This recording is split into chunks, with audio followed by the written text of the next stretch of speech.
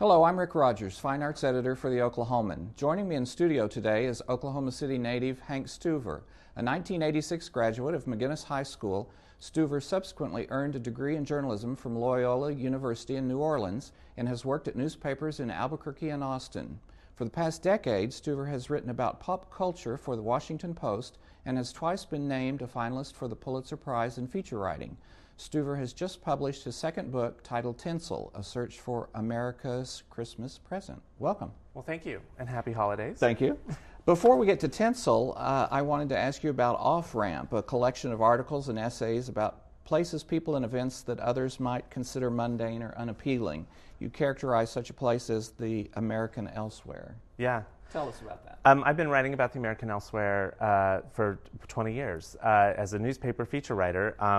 And to me, that's all of the off-ramps and exit ramps and strip malls and box stores and mega churches and all those sort of chain restaurants, you know, places that people think are sort of banal and everyday. I've always found really fascinating stories about people's lives and their dreams and desires and their joy and their grief and so that's what I. And you hit on an interesting point. One can travel the U.S. and find the same chain stores and restaurants in practically every community and. That's our country in the 21st century. Yeah. You leave Oklahoma City and drive east or west, and you'll encounter much of the same the whole way.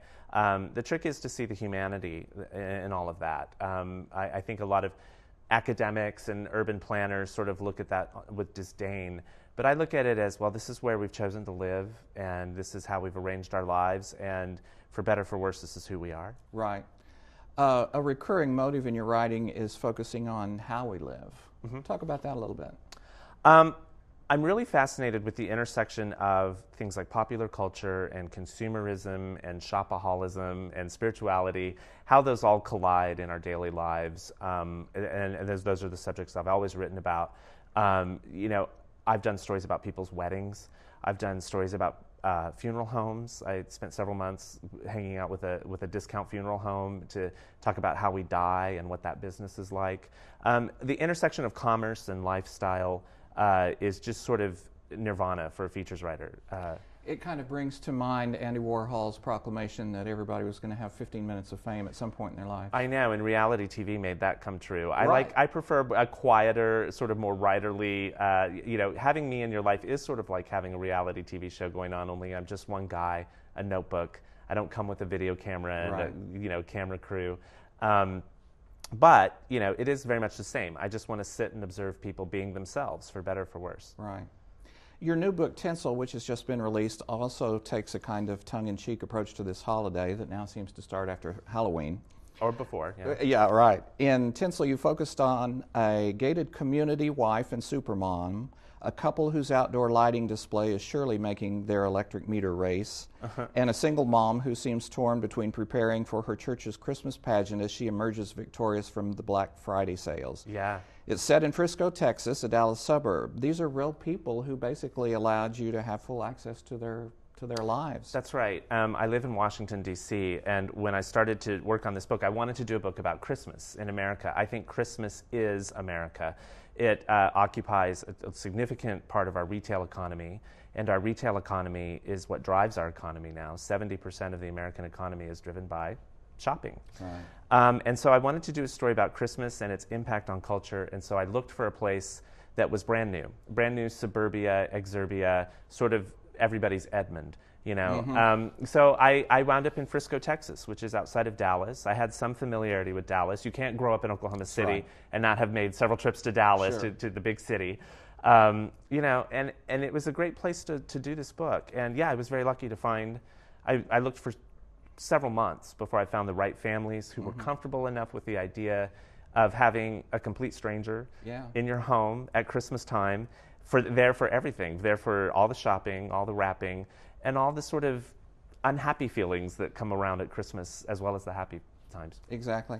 I think people will be astounded to hear that the National Retail Federation has determined that American shoppers spend nearly $500 billion between Thanksgiving and New Year's Day.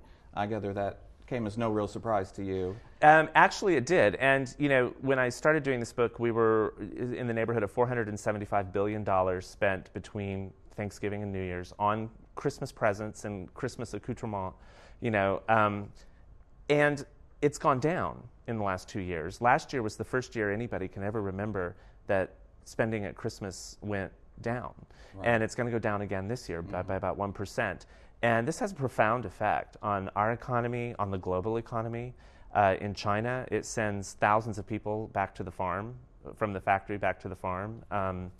So, I wanted to find a place that would represent all of that. And if you've driven to Dallas lately, you've probably blown by Frisco. And it's one of those towns that used to be all pasture, a railroad depot.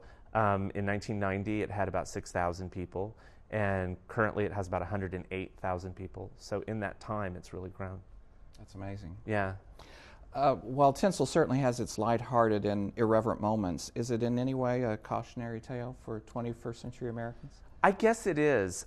It's a very close examination of our lifestyles, and it is my hope that some historian later will see this book. By some fortune, maybe he'll pull it off a pile of rubble, but he'll look at this book and he'll say, "This is how they lived. This is how Americans lived when they had all the money." They had houses you could buy for no money down. They had everything in their closets that they ever wanted. They had multiple flat screen televisions. They had the best schools. They had the biggest cars. They had the newest freeways. And this is a little bit what their most special time of year was like. And that's got a lot of good in it, and that's got a lot of bad in it. But it is a social study. I really felt like an anthropologist doing this book. Right. Hank Stuever's book Tinsel is published by Houghton Mifflin Harcourt and is available in stores and at online retailers. Thank you for stopping by. Well, thank you.